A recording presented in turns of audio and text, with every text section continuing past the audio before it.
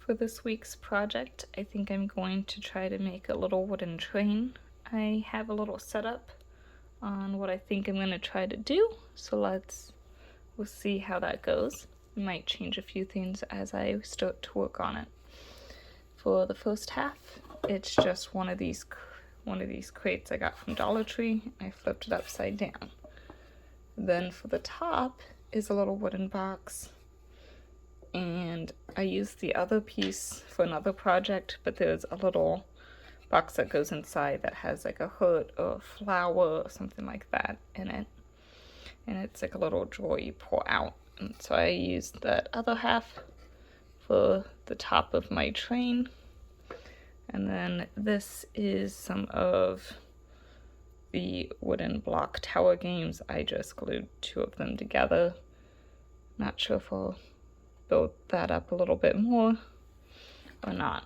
And then I've always liked a caboose, so I had some of these wooden blocks.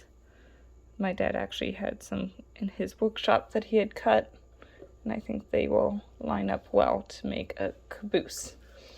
I have seen someone else take another block and do it like that for the front. I think it makes it look a little long. And then you also have the openness, which you could use popsicle sticks to close. But I think I like this block on top better. And I haven't seen anyone do a caboose yet. If you don't have access to some big wooden blocks, which I think Dollar Tree does sell some of them, not sure how the size will compare, they might be a little big. You could always use that block. Again, I think it's a little tall, you might cut it.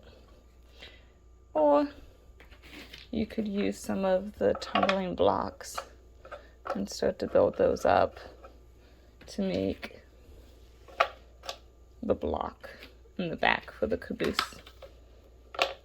Or if you just want it open, you could do your train like that. For the wheels, I'm going to use some wooden wheels I'm going to cut on my Glowforge, I think. I made them for a wooden wagon, but they're a little small, so I'm going to cut some bigger ones. There's a lot of different stuff you could use, though. So let's see how this turns out.